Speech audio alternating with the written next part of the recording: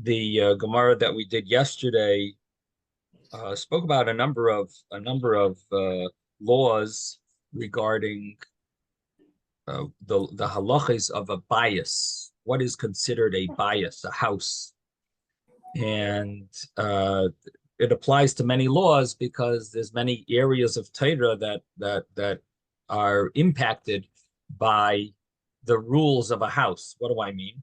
So the Gemara gave the brisa. The Gemara brought a brisa that has laws of um, it mentions laws of Eruv, Chatzeros, Shitufei Mavuos. These are laws of Eruv for Shabbos, where you want to be able to carry from your house, from your house to the courtyard, from your courtyard to the alley.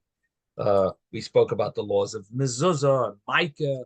Mezuzah, a house or a room needs to be a certain size to be obligated. Having a roof around, a fence around your roof, a micah that has laws that it has to be a house in order to be biblically obligated in the rule of making a fence. And then it spoke about the laws of Tumah, Tzara'as, having leprosy on the house. It has to be a house. Going to war, and the Kohen, there was a Kohen that was one of the priests was a announcer. He was the one anointed for the war, and he was on a level a little below the Kohen Gadol, but he was called the Kohen Mashuach Milchama. He would make announcements, so people would come to war, and he would make announcements and say, "Oh, you got to go back home because you just got engaged and betrothed to a woman who you didn't get married yet, or you just got married and you need the first year." All different laws of who has to go back from war, and same thing applied to a house. If you built a house but you didn't inaugurate it, or you made a vineyard. So, what is the law of a house? It has to be a house that's 4 by 4, dalet amos by dalet amos, and so these were some of the laws that we mentioned. Also, eruv techumen, which means there has to be, if you want two cities to be considered a continuation, in order for you to be able to walk the full distance to go to the next city. So there's a rule: if there's a house in the middle, in between the two cities, so that house could attach the two to be considered one big city, where you could walk throughout the entire city, even the next city. And beyond that, you would have 2,000 cubits. So that was another law that applied specifically if you have a house. So these are all laws regarding house. Now, what's interesting is the Tues brings down over here that this is not all the laws. There's a number that it missed out. And it missed out one. For those that learn one parak of Rambam daily, we had one yesterday, a law about a house that's got to be a house that's 4 amos by 4 amos. And Tosfos brings it. He says, in order to be considered that it's something that wasn't tithed, it's called tevel. Biblically, or I should say biblically, you're allowed to eat temporarily from produce before it's sort of ready to be tithed. There's a permit to eat.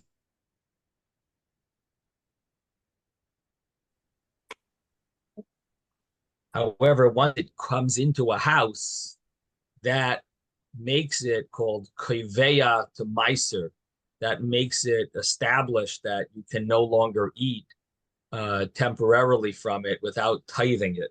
So that house that it enters, it has to enter a house. The house has to be a dalet al dalet, 4 by 4 cubits.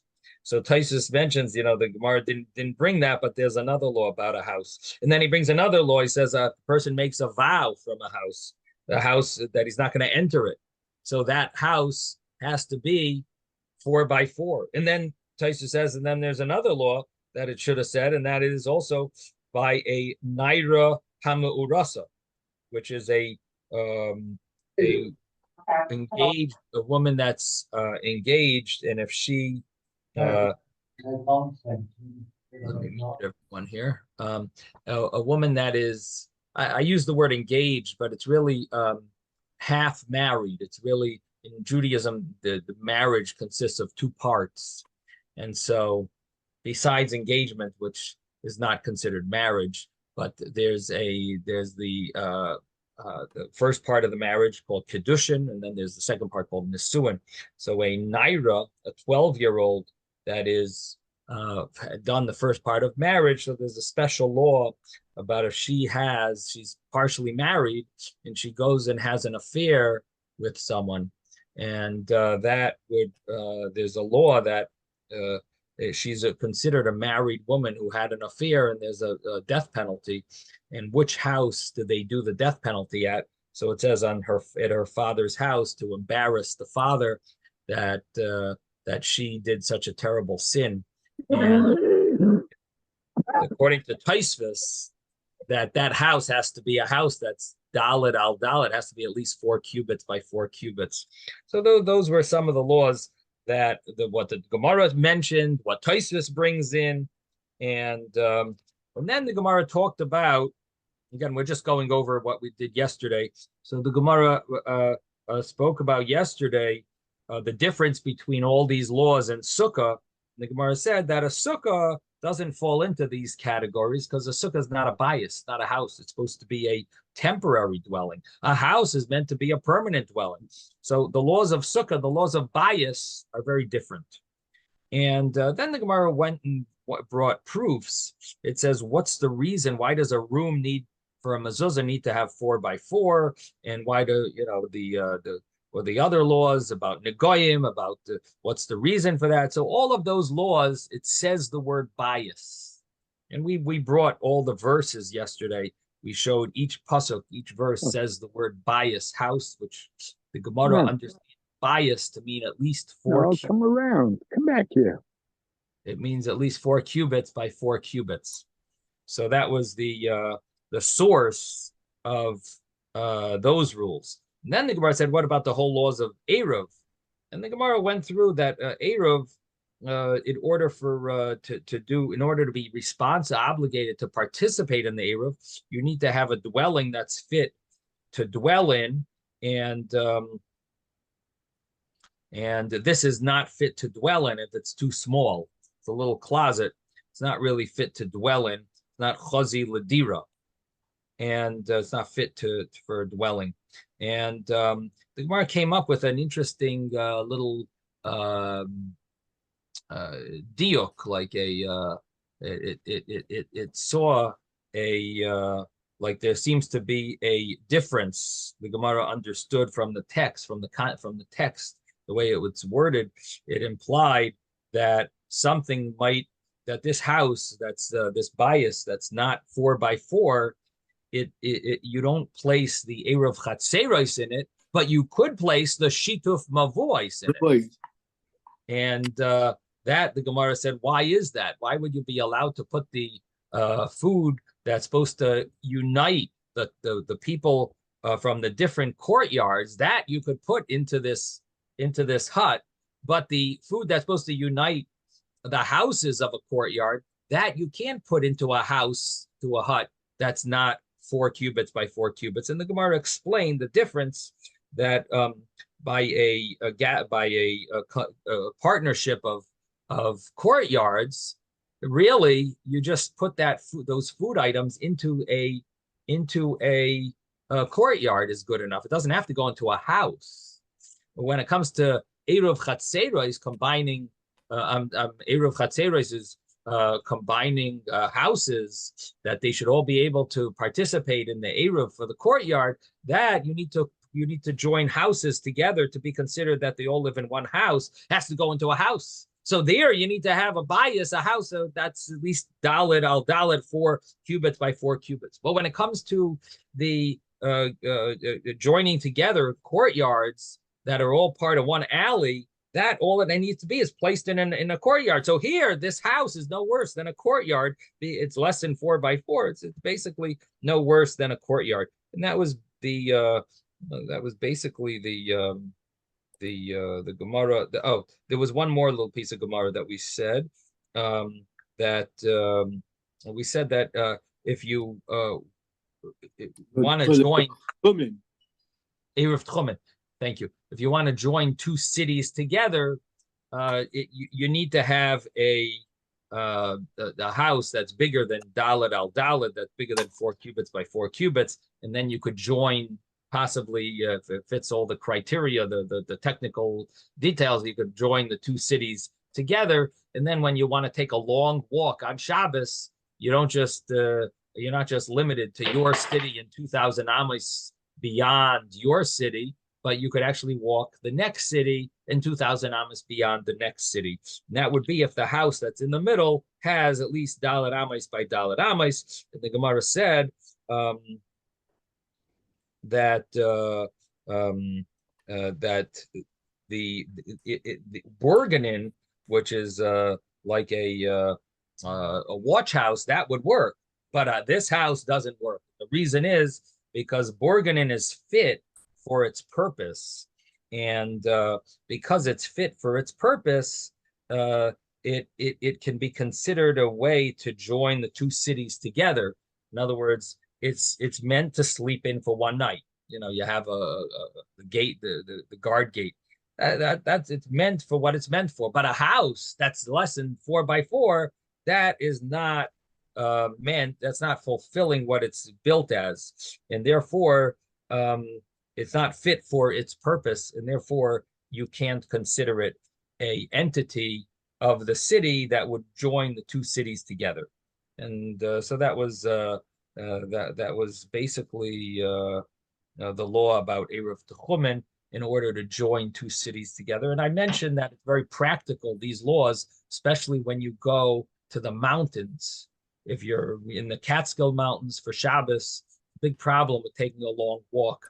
Now, I know that I've read articles about certain Rabbanim that were like specializing in the laws of Erev Tchumen, and they were trying to make calculations with maps. I don't know if they ever concluded, but I know there were Rabbanim that were very few, because it's a specialized field of the laws of Erev in general, and especially the laws of Erev Tchumen.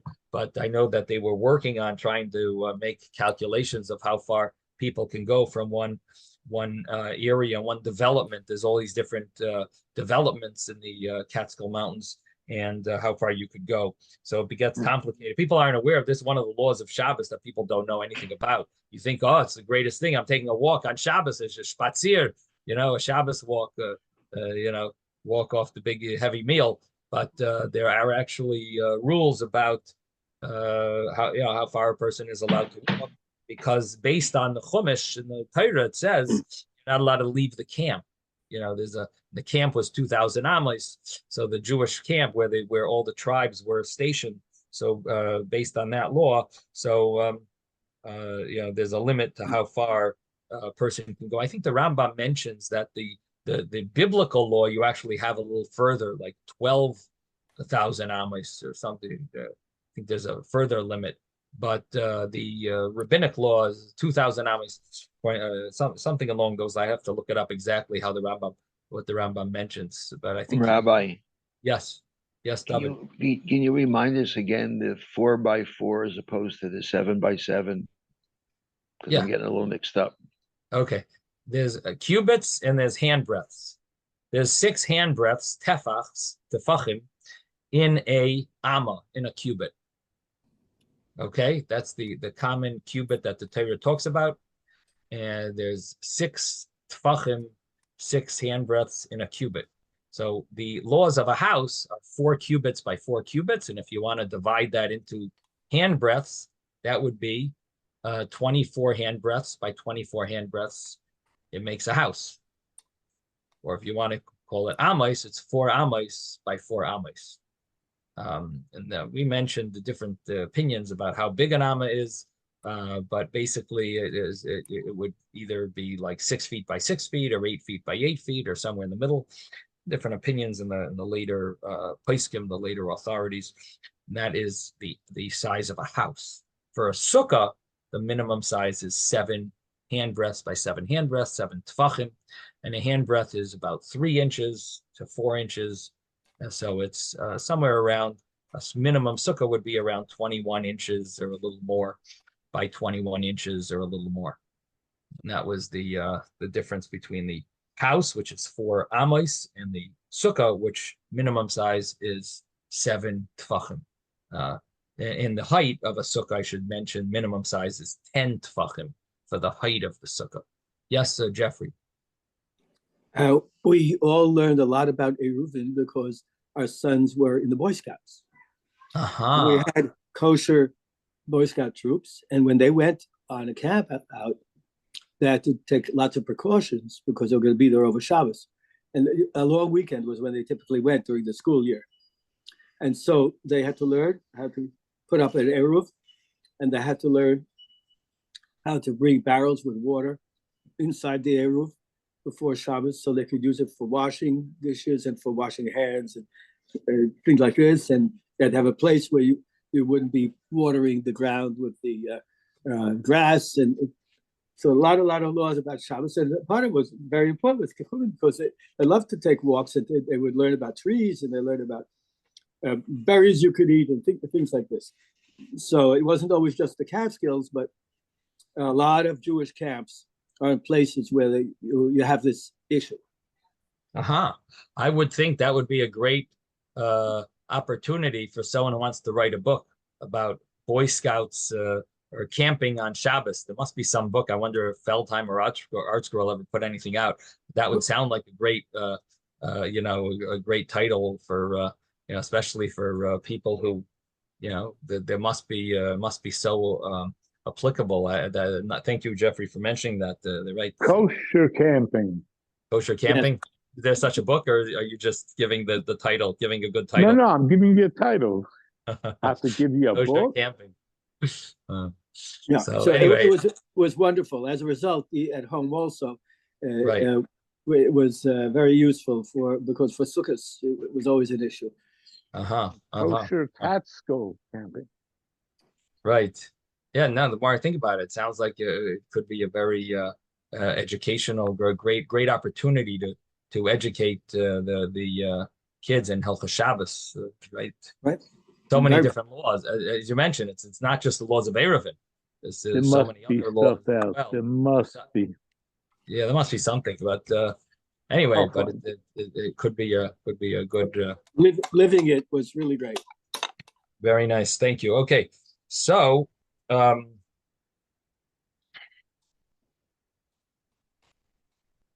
So that's what we mentioned about these Borgenen, the Borgenen house, which was this hut. It's a little unclear how big a Borgenen is, and I mentioned there's different opinions of how big the Borgenen was, but basically for some reason the Borgenen, even if it's smaller than 4x4, somehow it would be okay to connect the two cities. But Rebbe, I would think that it's one, definitely occupied, because that's its purpose, to be a guardhouse for them. 2 is probably occupied, I'd say close to 24 hours, if it really is a guardhouse. And therefore you don't need to use that as a joining point because somebody's there, I think, would be the reasoning underneath. That's one that is definite. It's not an empty house. So you're not dealing with the 4 amos issue. You're just saying about number one, someone's got to be there 24/7. Someone should be there. I mean, when you typically count houses, you look at a house from the outside and you say, fine, we'll count that. You don't know if anybody's really in there or not in there, which I think is the purpose of Eruvin, is that you're keeping the community together also. And you're expanding it as your community expands. If people are there, then it'll expand out, but not otherwise. A guardhouse, however, is almost certainly occupied. And yeah. So it could be a little box with a window with the guy standing over there, but he's standing and he's, alive. So the question would be, what happens if it just turns out that that at the beginning of Shabbos, there's a few hours that there's no guard, because the guard had some emergency. So would the fact that the person isn't there, would that ruin it? Now, seemingly, the house is what the determining factor.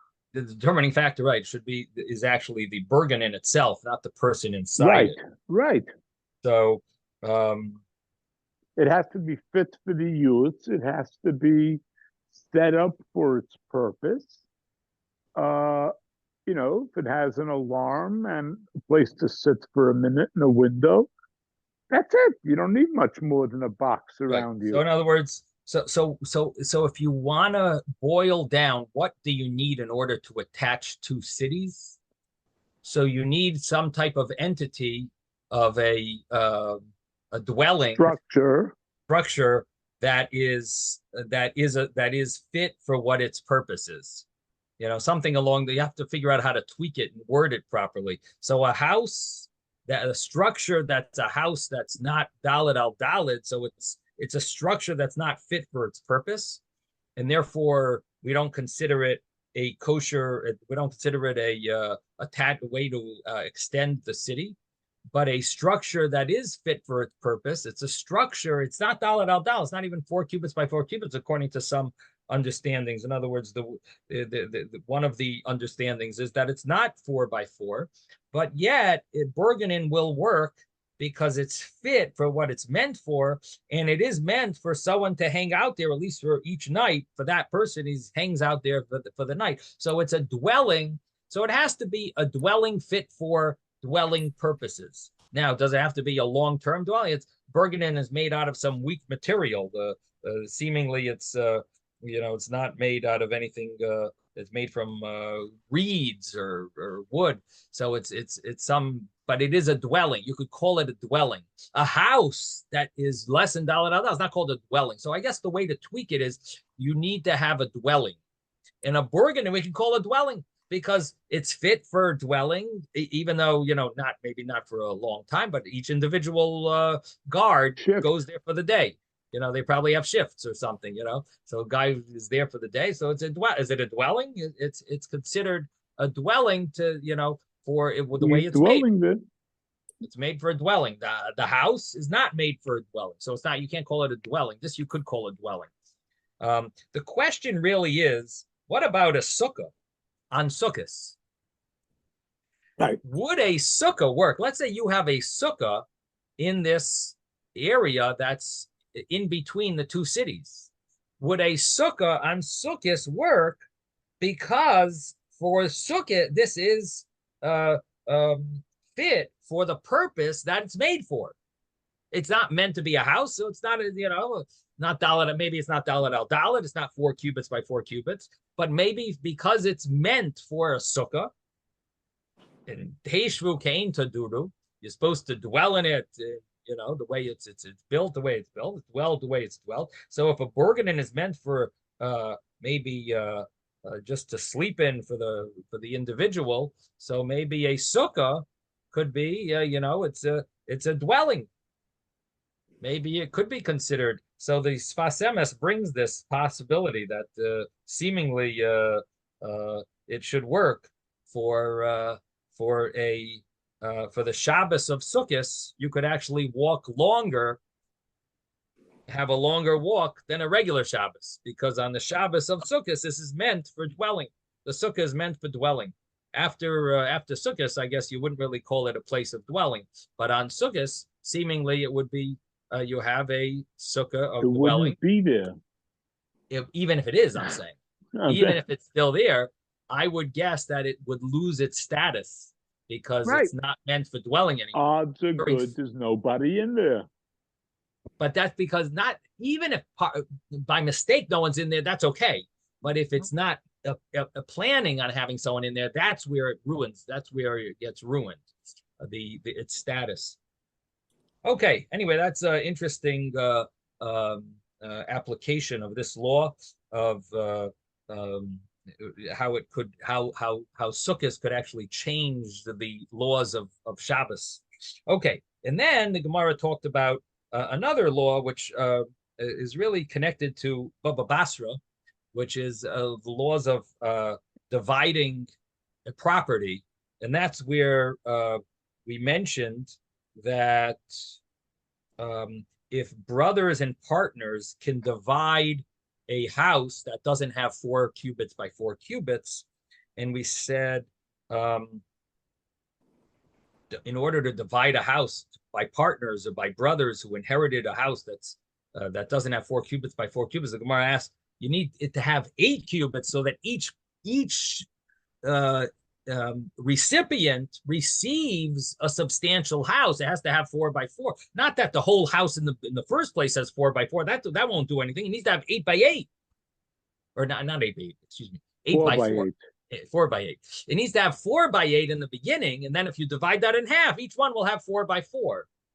And that would seemingly be the necessity. So the Gemara says, yeah. Now that we're not talking about that. And the Gemara changes the understanding of the Brisa to mean about dividing up the courtyard, not dividing up the house. A house would need to have 4 by 8 in order to divide it so each one gets 4 by 4. Fine, that's another story. But what about dividing up the courtyard?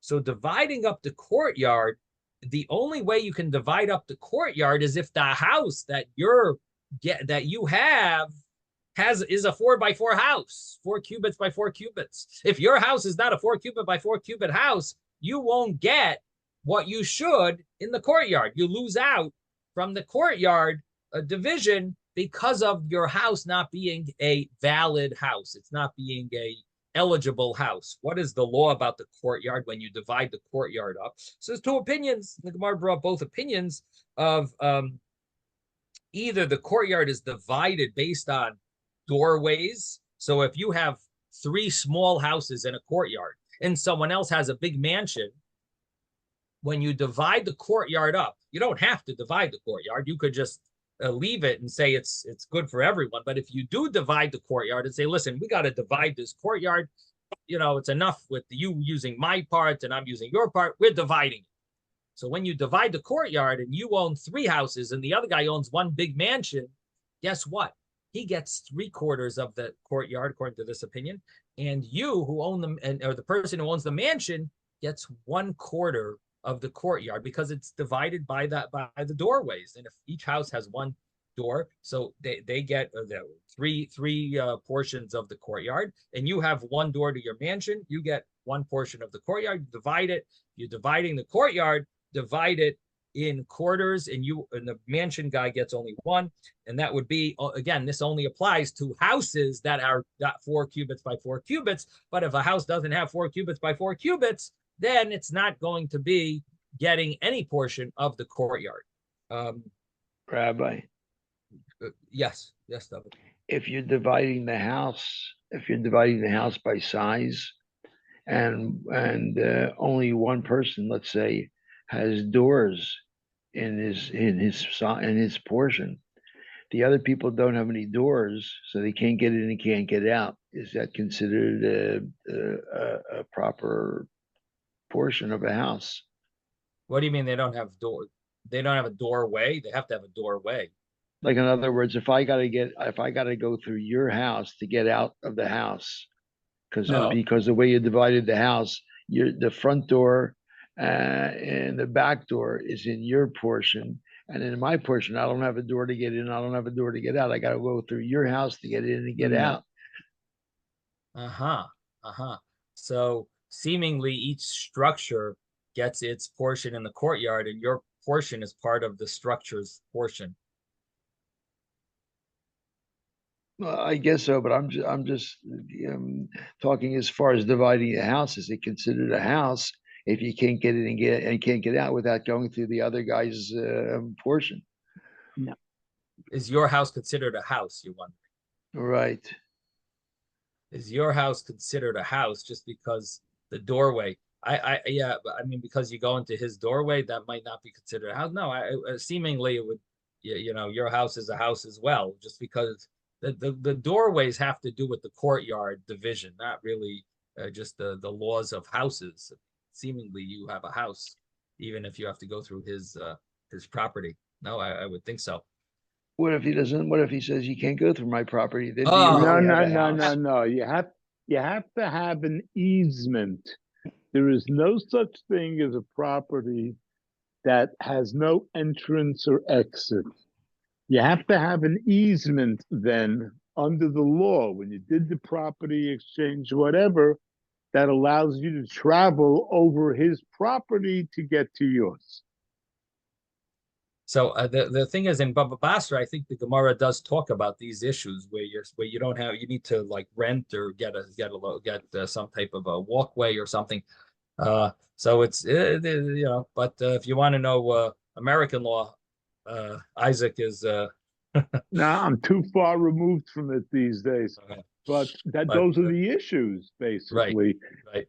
You got to speak to Isaac. All right. So So No, anyway, it comes up all the time because not Con Ed, Florida Power. They have to run wires under your property. They can't get to your property to their wires without climbing on your property. So if So I'm therefore, renting a every room, house has an easement. This is granted by the city to them, that every house has an easement that they can go on it to deal with their issues. They can't look through your windows. They can't read your mail, but they can climb on your property to get to their wires. So Isaac, so if you rent me a room in your house, a nice big room, but it just falls out that the doorway is outside of the room that you're renting me. So how am I supposed to get in and get out? What is that? If you Let me rent hear me, this again. And the first question is, why did you rent it? because I did it according to the dimensions that were advertised. I didn't see you it. didn't know. Okay, good. So what happens? So you're renting me a room in your house, a nice big, Biggest 10 foot room by I 10 have, foot, my living room. And then when I get there, I realize that the place where the doors are outside of my 10 by 10 rental. What do you mean? What do you mean rented outside? Yeah. You're showing me. You're showing me. Well, here's you your 10 have by the 10, right to get in and I out. don't know. You have an implied right to get in and out, whether the door's there or whatever it is. If it physically allows you in and out, then by law it has to allow you in. I have to allow you in and out. Okay, so let's continue over here. So so the Gemara here has another opinion. The Gemara says, "Thank you, Rebbe. Thank you for your insights and addition over here." So the Gemara mentions a second opinion, and that is that when you have these dividing up the courtyard, and one person owns 3 houses and the other person owns a big mansion, that it could be that the way it's divided is that each of the houses get a certain measurement in order to put down their packages, and so they have a certain measurement outside their house. And how much is that? It is based on the door size, really. You get 4 amos length, and the width is the size of your door. So if your door is 10 amos, then it would be actually length, not width. But if your doorway is big, 10 amos, then you get 10 amos, 10 cubits by 4 cubits. In other words, you get 4 cubits extended from your door. And however big your door is, that's how wide your the width is. And the length is going to be the 4 cubits, and you'll always get that. And then after that, you divide the rest in half and equally. And so in this scenario, the person with the mansion will benefit a lot more, according to this opinion, I should say, not this scenario. This opinion will benefit the guy with the mansion a lot more, because now, even though he only has one doorway, but when it comes to the courtyard, the general amount of the courtyard is going to divide it in half. Now, this all applies when you have a house that's 4 amos by 4 amos, that's 4 cubits by 4 cubits. But if But if it doesn't have that, then it's called a house that's lemister koi. It's meant to be destroyed. It's not going to last. It's not meant for permanent dwelling. It's going to be removed. So this, you don't get a portion in the courtyard. So the term that the Gemara uses is not that it's not called a house, but that it's lemister koi. It's interesting. It doesn't use the same terminology that we used in the previous rules that are based specifically on house. Here, the Gemara is saying that it depends on its purpose, and because it's not going to be considered a dwelling, and so the courtyard is not a aid to your dwelling, because the dwelling is not a dwelling, so you don't need the courtyard to be sort of like an assistant to your dwelling, a part of the dwelling purpose. So therefore, you don't get a portion in the courtyard. The Gemara, the new Gemara is where we're holding starts with the word haisa. It's 2 lines up from the bottom of the page on 3b. So the Gemara here is going to talk about filling in your sukkah to make it a kosher sukkah. Why do you need to fill it in to make it kosher sukkah? Because your sukkah is too high. And if the sukkah is too high, there's 2 ways of fixing it. One is lowering the roof, and the other is hiring the ground. And so the Gemara here, again, we're in 3b, and the bottom of 3b, 2 lines from the bottom of the page. And in the art scroll, let me see. In the art scroll, it would be 3b3. You have an art scroll, 3b3, and the Gemara says as follows: Haisa gavaya me'esrim ama. If your sukkah is too tall, it's above 20 amas, and if you remember, we learned all the reasons why a sukkah that's above 20 amas is not kosher. But now you want uvolamata b'karim v'kasafes, and you want to minimize it by placing stuff inside the sukkah floor, on the sukkah floor, I should say, and in order that it will not have a halal, hollow of 20 amas. So what are you filling it with? Karim and kasasais. Now, karim and kasasais means like pillows and cushions, mattress. What is the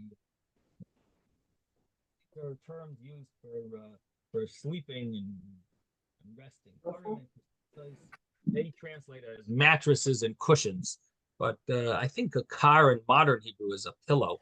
So anyway, you're putting stuff on the bottom in order to fill up the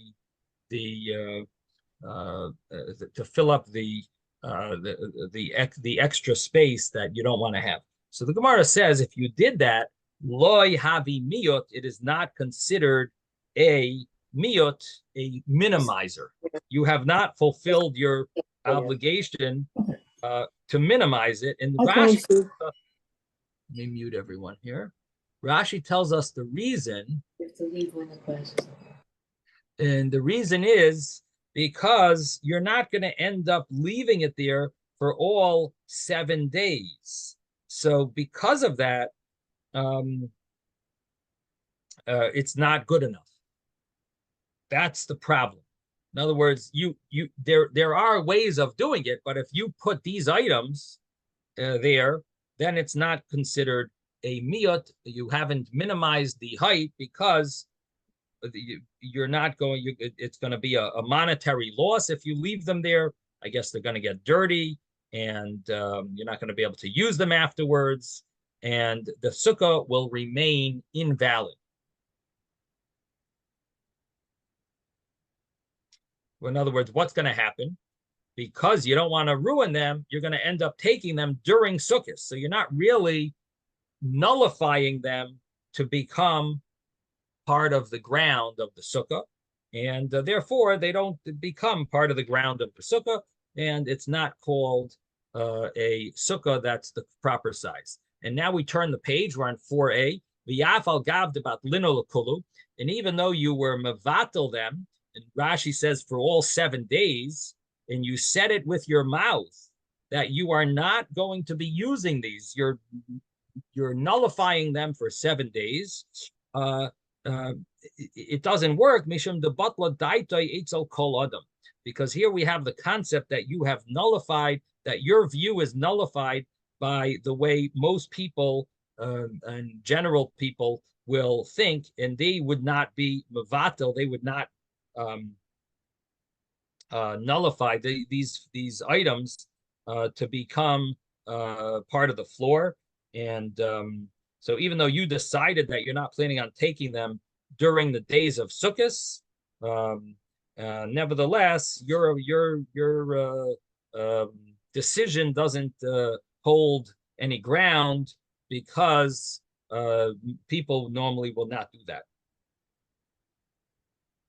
They're going to get ruined, and people aren't going to do that. Okay, now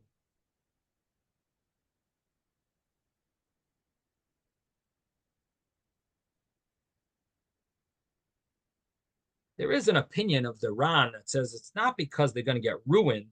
He says because you need these things. You're going to end up using them for sleeping, for, you're going to end up, when it comes time to sleep, the kids want, the people will need a mattress, need a cushion, need a pillow. You're going to end up taking them out. So even though, you're saying I'm leaving them there, but people don't just leave them there. So that's an alternative explanation that it's not because of being ruined, because of badla daite, it's a kolada, because everyone, most people end up needing whatever they have, and they sometimes take it. Now the Gemara gives another option, another scenario, and that is, what about teven, straw? Ubidlai, and you said it with your mouth that you are nullifying it in order for the days of Sukkot, and you're going to leave it there. So that, the Gemara says, havi miyot, that actually works. It'll make the sukkah kosher, and it's not a problem. We don't say that other people wouldn't have done that. No, it's fine. And the kolshkein afar ubitloi, Gemara says, and for sure, if you have earth and you verbally said that you're leaving it on the ground, that is for sure good. So here we have a few options of how you could nullify stuff in order to make your sukkah kosher. Now, the question that deserves to be asked over here is, if you remember the previous Gemara and the way we saw in Shulchan Aruch, that what's the law about, what's the reason, what's the way we follow? A sukkah that's above 20 amos, we hold is not a kosher sukkah. And what's the reason for that? So the Gemara gave different reasons, but in Shulchan Aruch, it seemed to follow one reason, the reason of Rava. And that was that it all boils down to being a sukkah of temporary nature, even if you built it very strong. But as long as the sukkah is the size, it's basically all about being temporary. And so if you have a sukkah with walls that are 20 amos high, those type of walls need to be permanent walls. And so that sukkah is not a potentially temporary sukkah. That is a definitely permanent sukkah, and that would not be kosher. A sukkah is meant to be potentially temporary. And because that sukkah is a size of permanent nature, that makes it that it's not a kosher sukkah. That was the understanding of Shulchan Aruch. Again, there were different reasons in the Gemara, but the Shulchan Aruch seems to follow that reason. I'm not saying all the authorities agree with that. There was I think the Rif maybe had a different view, but that's the accepted opinion in Shulchan Aruch, and that was that view and that understanding we now have to make sure that it fits with our Gemara here. Our Gemara here says that your walls are going to stay 20 amos, but what are you going to do? You're going to fill it up with some straw. But what about the walls? They're 20 amos walls that need to be permanent. So how is this going to be kosher? So based on this, one of the commentaries wants to say, obviously the halacha shouldn't follow Rava's reason before, because this Gemara seems to prove not that way. But Shulchan Aruch doesn't follow that. Shulchan Aruch says this is the halacha. So how do we reconcile that? So the answer is that when you halachically make your sukkah into a sukkah whose walls are kosher, meaning because you've nullified the straw and made the straw or the earth the ground of your sukkah. So your sukkah now is a sukkah that is under 20 amos. So that is a potentially temporary sukkah. It happens to be your sukkah starts with walls below the ground level. So it doesn't matter. That doesn't ruin it. Is your sukkah a sukkah that's less than 20 amos? Is the size a size that's considered a size that could be temporary? Yes. The size of your kosher sukkah is a size that could be temporary. Not the size of the walls. Your walls are a size that actually need to be a little more permanent, because your walls are very big, very tall, and they're more than 20 amos. But your sukkah a kosher, your sukkah is a sukkah that's a size of less than 20 amos. That's a potentially temporary size. That's kosher. So this can fit with the view of the previous Gemara. And now we continue. And the Gemara said that teven ve'ein asid lefanoisei.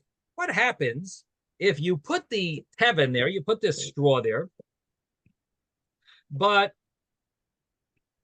you're not planning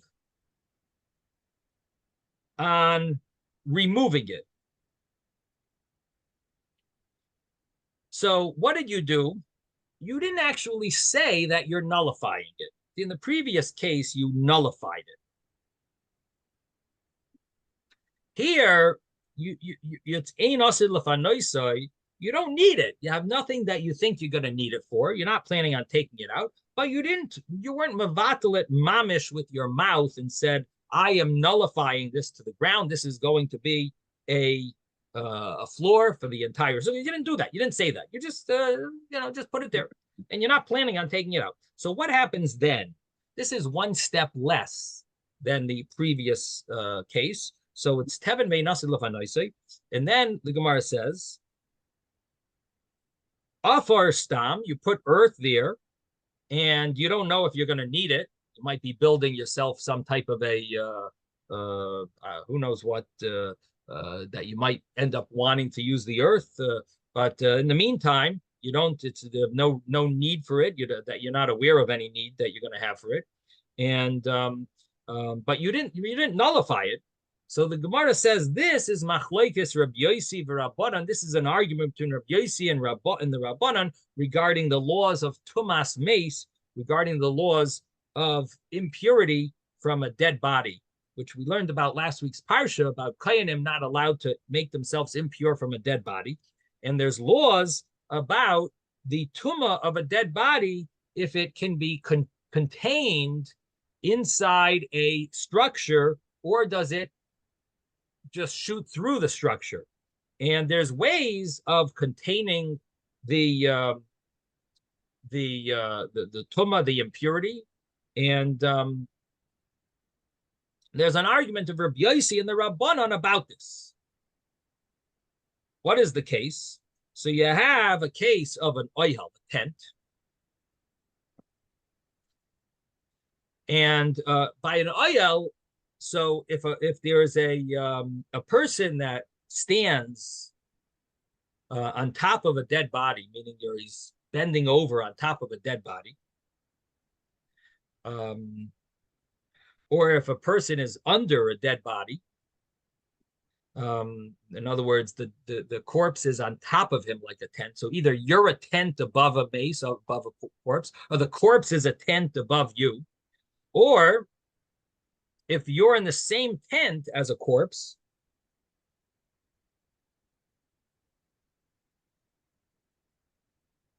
and now the way it works is that the corpse will spread tumah if there is at least a tefach, a handbreadth, a square handbreadth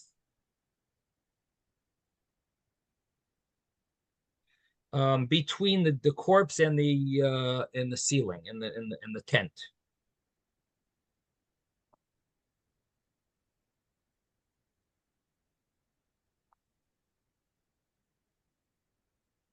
So the tent will now contain the tumah, the impurity, and the impurity won't shoot upward. Why? Because there's space above the corpse to consider this a tent that will contain the tumah.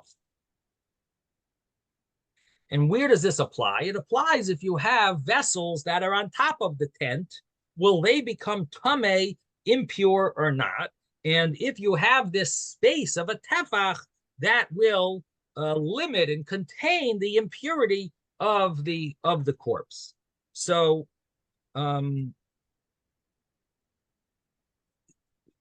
you need to have that space of a tefach, a handbreadth. What happens if you don't have a space of a tefach? So the halacha l'Moshe Sinai, there's a tradition that the tumah just shoots upward all the way to the sky, and it goes downward all the way to the Tahaim, to the depths. And anything that's above it or under it is considered tameh.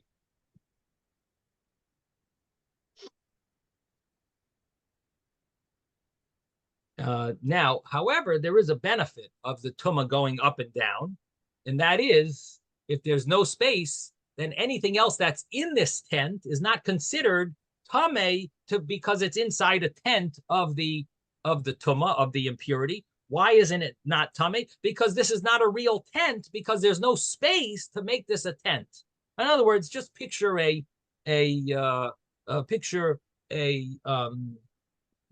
umbrella. If your head is all the way to the top of the umbrella, then it's not like it's a tent on you because you're touching it. But if you have a space, then it would be considered like it's a tent on top of you. You need some space there in order for it to be considered a real tent. Now, so what happens is that if there is space, then the tent contains all the impurity, and anything else in the tent is going to become impure, but the benefit is above it and below it doesn't become impure. However, if it's not considered a tent, meaning the corpse is all the way up to the top, and there's no handbreadth of space, then it basically doesn't protect and contain the impurity. The impurity shoots upwards and downwards. However, the benefit is that it doesn't go all over the entire tent. Now, whenever you teach the laws of tumah, it generally puts people to sleep. So now it's time to wake up, everyone. We're going back inside the Gemara. So, Ditanan, because we learned in a Mishnah, the Mishnah in Olais, and I must tell you, Olais is one of those tractates that very few people ever touch upon. It's the laws of Tumah and Tahara didn't have such great mazel, put it that way. They didn't have such great luck, and somehow it puts people to sleep. But anyway, we learned in a Mishnah in Olais, a bias, a house that has a corpse in it, shemelu tevenites rice, that was filled with straw or stone pebbles. And the point is that it's filled to the top. That means that there's no space in between the corpse and the ceiling. The bitloi, and he verbally said, I'm not planning on taking these pebbles or this straw. I'm not planning on removing it until the funeral. It's going to stay here. So mevutal, the law is that it is considered batel, nullified, and it's considered that it blocks, it stops this from being considered a tent because there's no empty space between the corpse and the ceiling. And And if so, it's not a tent, then the tent does not cause the tumah, the impurity, to be contained. Instead, the tumah just shoots upward, and any vessel that's above this house, above this room, on the next floor, would become tameh. And that would be because you were mevatel it. And so the Gemara says, bitloi in, only because you were mevatel it, you verbally said, I am nullifying the straw, or I am nullifying the pebbles, then it works, and it's not considered a tent, and the tumah, the impurity, is not contained. Loi bitloi, but if you did not verbally say this is nullified, then we don't look at it as if it's there. Loi, it's not considered batel, nullified, and therefore we consider it like there is a space of a handbreadth in between the corpse and the ceiling, and therefore it's considered like a tent. And because it's considered like a tent, the tumah does not shoot upward until the sky, and instead it contains it. What do you mean there's no space?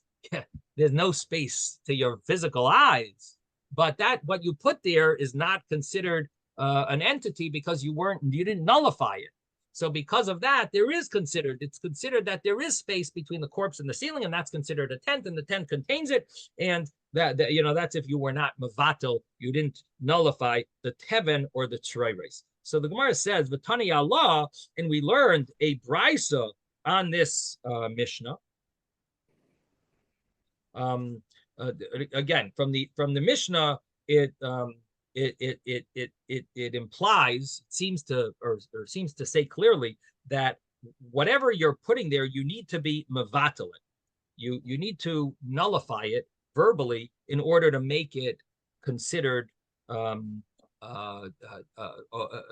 entity that is going to close up the tent and say make it not a tent. It's going to block, it's going to fill it up.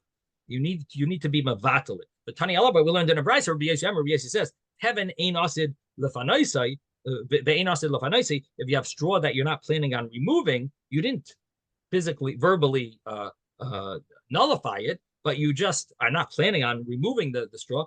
Harehu ka'afar stam, it is considered like regular earth, and therefore ubato, it is considered that it's nullified. You don't have to verbally say that it's batal, as long as you're not planning on removing the straw. That's considered good enough, and it's considered like it's batal even without you verbally doing that.